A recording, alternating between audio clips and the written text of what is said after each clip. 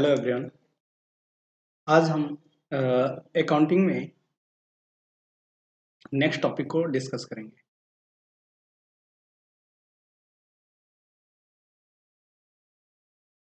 हम पढ़ रहे थे अभी तक फाइनेंशियल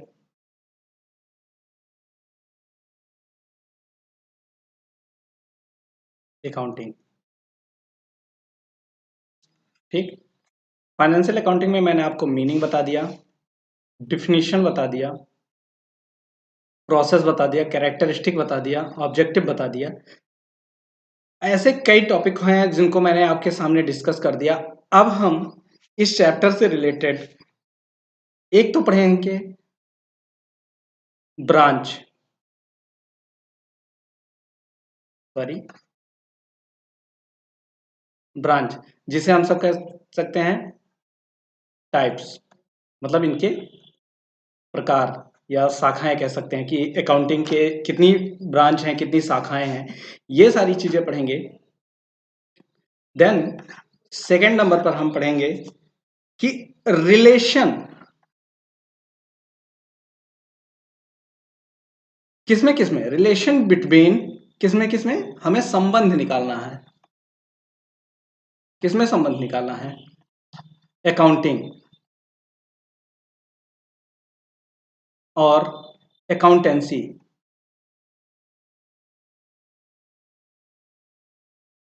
अकाउंटेंसी, लेकिन एक चीज और इसमें ऐड कर लेते हैं, वो क्या है? Book keeping.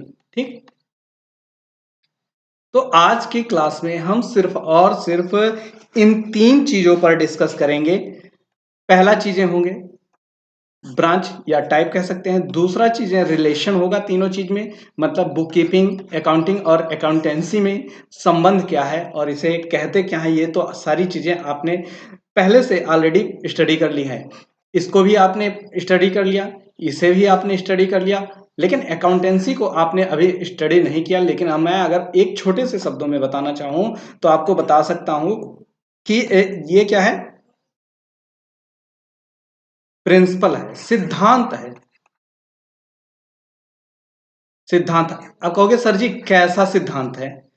बेटा सिद्धांत ऐसा है कि यही बिजनेस अकाउंटिंग के जो रूल हैं या जो रेगुलेशन है उनको यही क्या करता है? बनाता है, यही क्रिएट करता है और यही बताता है कि आप अकाउंटिंग कैसे करोगे, अकाउंटिंग में किस चीज की एंट्री करोगे, किस चीज की एंट्री नहीं करोगे। मतलब आप जितने जनरल लेजर ट्रायल बैलेंस ये सारी चीजें पढ़ोगे, फॉर्मेट कैसे बनाओगे उसका, उसके अंदर एंट्री कैसे करोगे, उसके अंदर पोस्टिंग कैसे करोगे, या उसके अंदर अमाउंट को कैसे लिखोगे, टोटल करोगे, ये सारी चीजें जो हैं वो कौन बता रहा है? ये प्रिंसिपल फाइंड करता है। तो हम कह सकते हैं कि जो बुक कीपिंग है उसके ऊपर क्या है?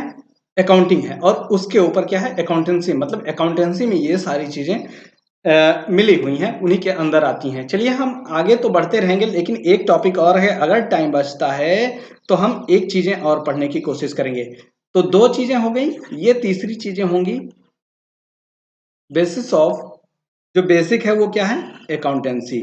मतलब हमारा अकाउंटेंसी जो है या अकाउंटिंग जो है वो किस बेस पर डिपेंड है, कौन से बेस पर या कौन से मेथड से क्या करता है? ट्रांजेक्शन करता है। तो ये सारी चीजें हम यहाँ पे स्टडी करेंगे, तीन चीजें। तो आइए शुरू करते हैं। पहली चीजें, सबसे पहले हम पढ़ते हैं कि ब्रांच क्या है। तो हम लिखेंगे ब्रांच, जिसे हम कह सकते हैं शाखाएं या प्रकार। ठीक, दोनों में हम लिख सकते हैं ब्रांच। अब लिख टाइप्स किसके? Of accounting. आज गर्मी काफी ज्यादा है।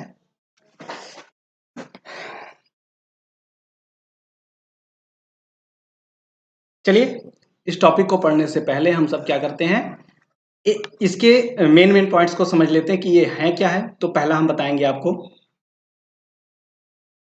फाइनेंशियल अकाउंटिंग, दूसरा जो है कॉस्ट अकाउंटिंग है, तीसरा जो है मैनेजमेंट अकाउंटिंग है,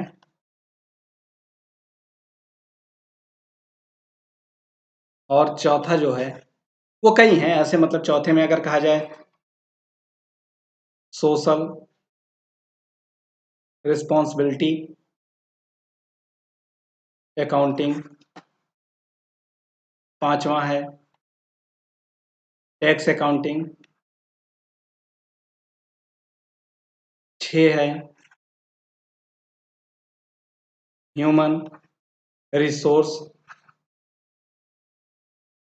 अकाउंटिंग। ऐसे कई हैं, अभी बहुत ज़्यादा हैं।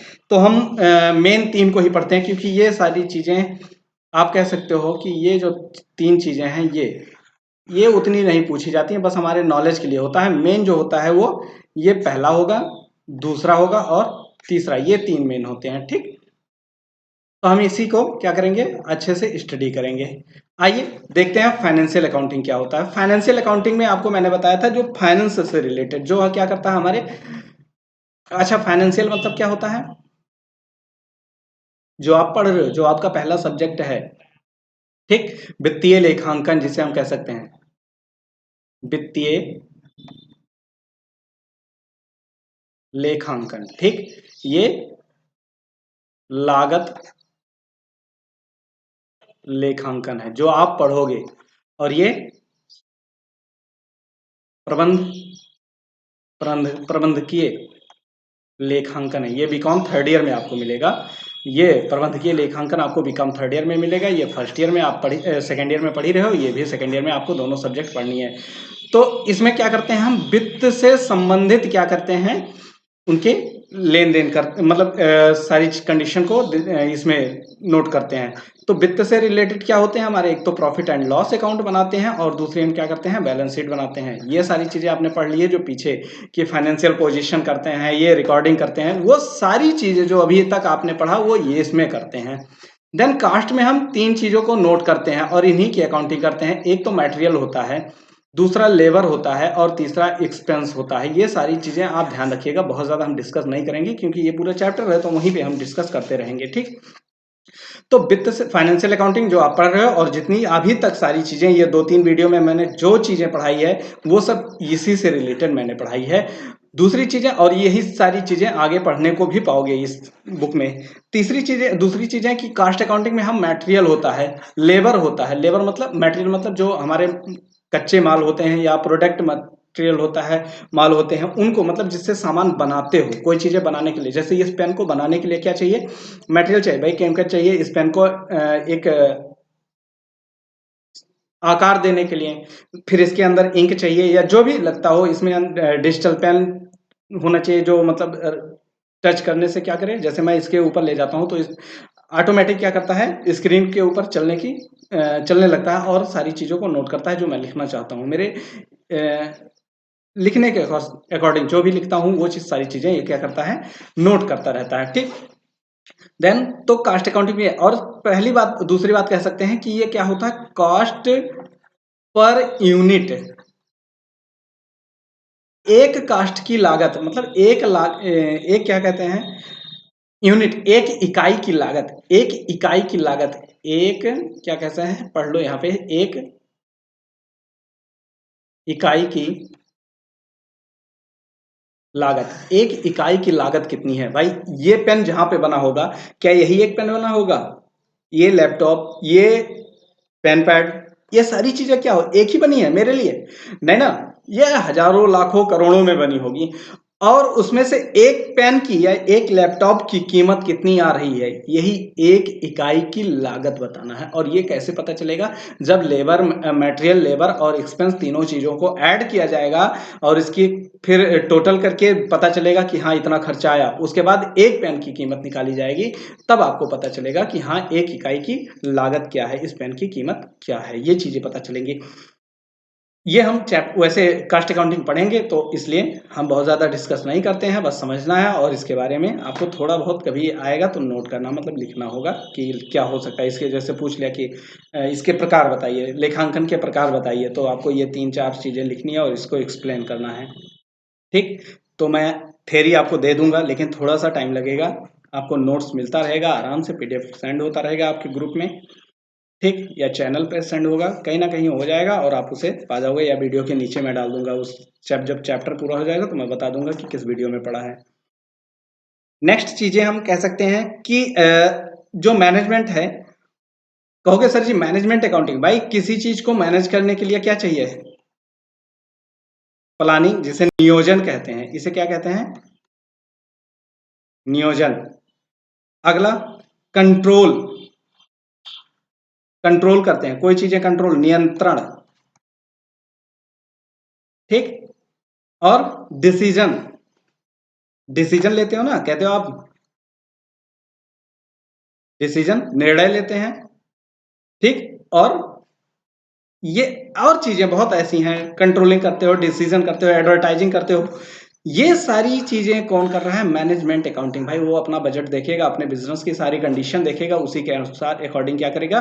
प्लानिंग करेगा कि कैसे उसे बिजनेस उस, फिर अगर कोई चीजें गड़बड़ हो रही हैं या कोई चीजें उसे डिसबैलेंस दिख रहा है ये, तो कंट्रोल करेगा, या और फिर उसके बाद डिसीजन लेगा। पहले कोई चीज होती है प्लानिंग करता है, उसके बाद कंट्रोल करता है। मान लीजिए आप कोई चीजें कर रहे हो तो सबसे पहले आप क्या करते हो? कोई काम करने के लिए प्लानिंग करते हो, फिर उसके बाद कंट्रोल करते हो कि हाँ इससे ज़्यादा यहाँ, जैसे आपको कहीं जाना है, मार्केट जाना है, प्लान करते हो कि क्या क्या लाना है, उसी के अनुसार पैसे ले जाते हो। फिर उसके बाद पता चलता है मार्केट गए तो कोई चीज़ें डिसबैलेंस होती हैं, इधर का उधर होता है, थोड़ा सा प्राइस में डिफरेंस आता है, तो आप क्या करते हो? उसे मैनेज करते हो कि ये हमारा ज़्यादा नुकसान ना हो। फिर उसके बाद डिसीजन लेते हो, हाँ ऐसा चीज़ हम कर पाएंगे कि नहीं कर पाएंगे। कंट्रोल करते हो कि हाँ इस चीज़ में इतने पैसे में इतना सामान लाना है, इसे कंट्रोलिंग नियंत्रण कर लेना होता है। और उसके बाद डिसीजन ले लेते हो कि हाँ ये चीज़ अब आ जाएगा या नहीं आएगा, ये सारी चीज़ें।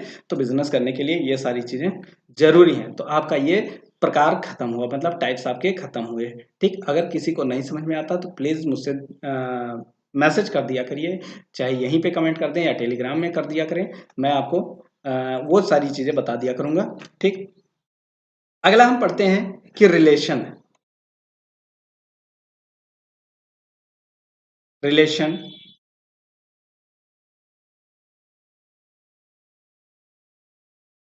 बिटवीन बुक कीपिंग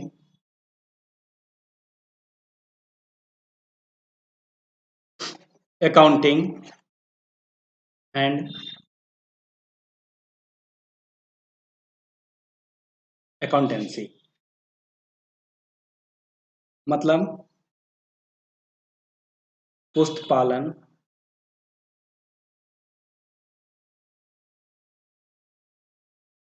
लेखांकन तथा अकाउंटेंसी मतलब लेखा शास्त्र में अंतर। ठीक, डिफरेंस बिटवीन या रिलेशन बिटवीन, मतलब उनमें संबंध अंतर। वैसे डिफरेंस अगर लिखा जाता कि डिफरेंस बिटवीन, तो रिलेशन नहीं लिख, अंतर मत लिखिएगा, संबंध, कि इनमें संबंध क्या है, ये सारी चीजें। ठीक, तो आपका ये हेडिंग हो गया। और अब देन क्या करिए, सबसे पहले हम यहाँ पे एक फिगर बनाएंगे और इसी फिगर के अकॉर्डिंग आपको समझा देंगे और आपको सारी चीजें समझ में आ जाएगी। ये हम बुक कीपिंग लिखते हैं, समझिएगा।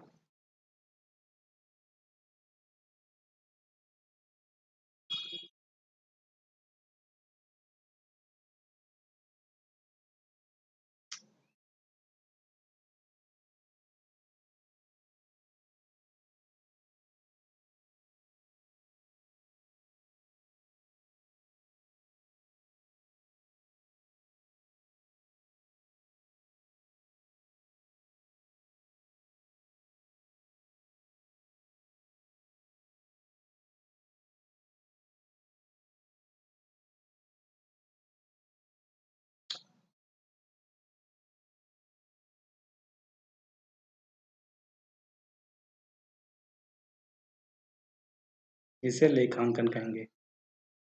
ठीक, और एक और बनाएंगे हम,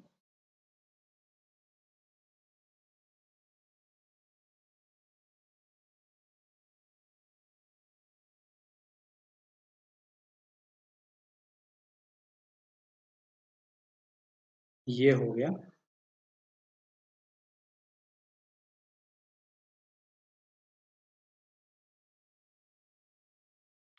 लेखा। क्लियर?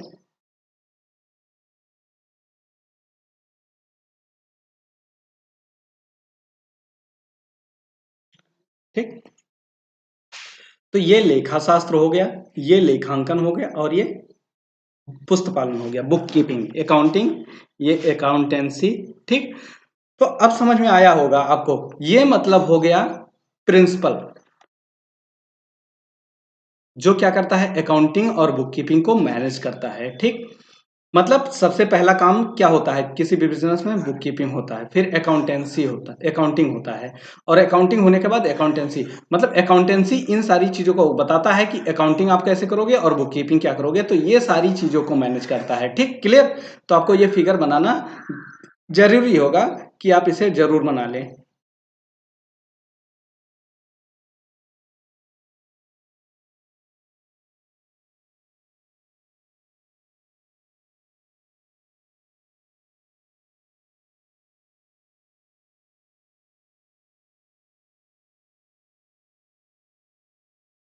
ठीक, ओके,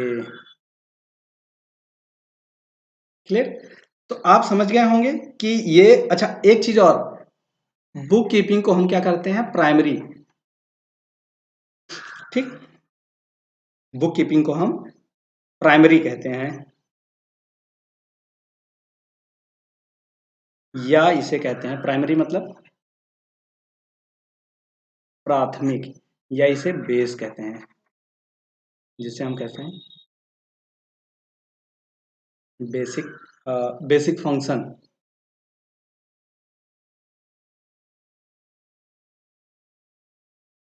मतलब आधार कार्य या ऐसे कोई चीजें, मतलब इसे आधार मानते हैं।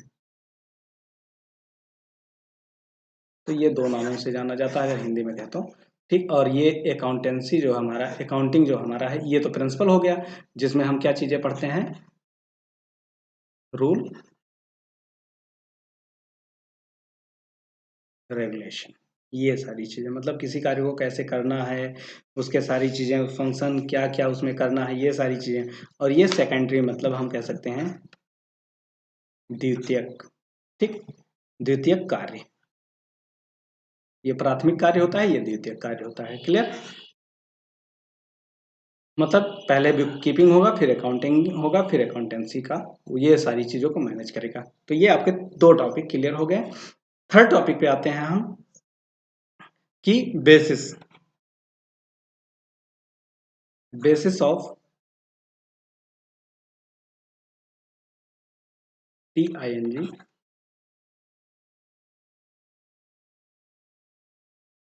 लेखांकन के आधार। अच्छा, लेखांकन के दो आधार, एक तो होता है कैश बेसिस, और एक होता है एक्रूअल बेसिस। मतलब इसे हम कह सकते हैं उपार्जन, और इसे, कैश को हम क्या कहते हैं, नकद। हम दो बेसिस है, मतलब हो जाता है कि यहाँ पे, जैसे मतलब अकाउंटिंग को दो तरीके से रिकॉर्ड करते हैं। पहला होता है कि हम कैश बेसिस, दूसरा होता है क्या, एक्रूअल बेसिस, मतलब उपार्जन। तो आपको ये सबसे बड़ा डिफरेंस अगर कैसे पता चले, तो पता इस तरह से चलेगा कि जो कैश बेसिस होता है वो क्या करता है, सिर्फ नकद को ही क्या करता है, लिखता है। मतलब ये सिर्फ कैश को ही रिकॉर्ड करता है। ठीक, लेकिन ये जो है वो दोनों चीजों को होता है, मतलब एक्रूअल में होता है कैश हो चाहे क्रेडिट हो। मतलब ये नकद को भी नोट करता है और ये उधार को भी करता है। मतलब कह सकते हैं दो प्रकार के अकाउंट ओपन किए जाते हैं, बनाए जाते हैं। एक कैश बेसिस होता है और एक एक्रूअल बेसिस होता है। कैश बेसिस का मतलब हो जाता है कि सिर्फ और सिर्फ हम उसमें नकद से रिलेटेड जितने ट्रांजैक्शन होंगे, जितने लेन देन होंगे, उन्हीं को रिकॉर्ड करेंगे। उधार वालों को हम कहेंगे उसमें नहीं लिखेंगे। मान लीजिए मेरे पास कोई एक रजिस्टर है, ठीक। एक उस रजिस्टर में हम क्या करते हैं, मेरे पास क्या है, एक रजिस्टर है, ये लो, हो गया मेरा रजिस्टर बढ़िया से। अब इसमें हम सिर्फ और सिर्फ नकद से रिलेटेड जितने, मतलब जितने मेरे पास कैश आए हैं उनको लिखेंगे। मान लो मेरे पास से सामान कुछ ऐसे हुए हैं जो ग्राहक आया, सामान लेके चला गया, पैसा नहीं दिया, उधार। तो उधार को क्या करेंगे हम इसमें नहीं नोट करेंगे। क्या करेंगे, नहीं नोट करेंगे उधार को। लेकिन एक ऐसा, अच्छा इसमें नहीं करेंगे, बिल्कुल नहीं करेंगे, खाली नकद को कर लेंगे। लेकिन एक्रूअल बेसिस जो है, उपार्जन, इसमें ये देखेगा कि हमारे बिजनेस में चाहे कोई आया था उधार, सामान उधार ले गया है या नगद ले गया है, ये दोनों चीजों को वो रिकॉर्ड करने की कोशिश करेगा। मतलब वो दोनों चीजों को लिखेगा। बस इसमें यही इतना डिफरेंस है और यही इसका मेन पॉइंट्स है। अगर आपसे कोई पूछे कि बेसिस ऑफ अकाउंटिंग क्या है, लेखांकन के आधार क्या है, तो दो हैं। एक नगद है, नगद आधार है, और एक उपार्जन आधार है। नगद में हम कह सकते हैं सिर्फ नगद से रिलेटेड, मतलब उधार को हम नहीं नोट करते हैं, हम अपने रजिस्टर में नोट उधार वाले को नहीं नोट करते हैं। और मान लीजिए दो दुकान है, दोनों दुकान पे क्या होता है, एक दुकानदार ऐसा है जो सिर्फ उधार का ही काम मतलब नगद का काम करता है। जैसे आप कहीं कहीं दुकान पे जाते हो, कहता है आज नकद कल उधार। तो भाई जब कल जाओगे आप सोच लो कि अरे सर कल चलेंगे अब सामान खरीदने। बेटा कल जाओगे तो कल भी तो कहेगा वही चीजें कल मिलेगी कि नगद आज कल उधार।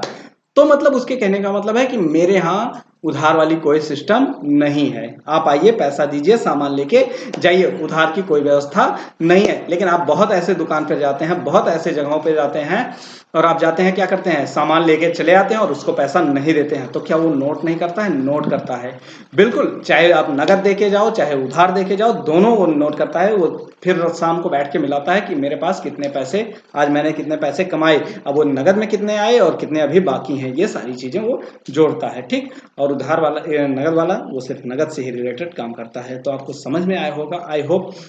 आज का टॉपिक आपका बहुत छोटा था।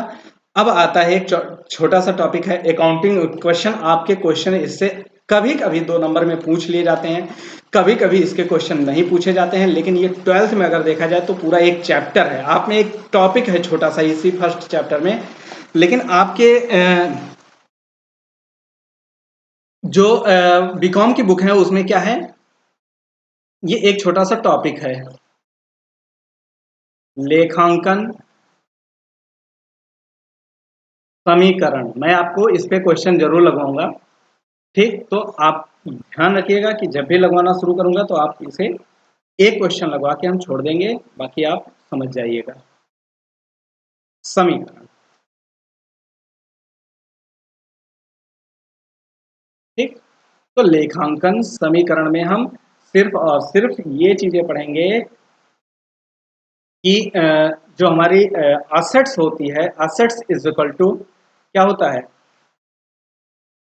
यहाँ कई क्वेश्चन बनते हैं, ये ध्यान रखिएगा। तो assets is equal to liability plus capital, या कैपिटल प्लस लायबिलिटी, ये दोनों चीजें होती हैं। कोई भी हो सकता है, कैपिटल प्लस लायबिलिटी। तो असेट्स मतलब हो सकता है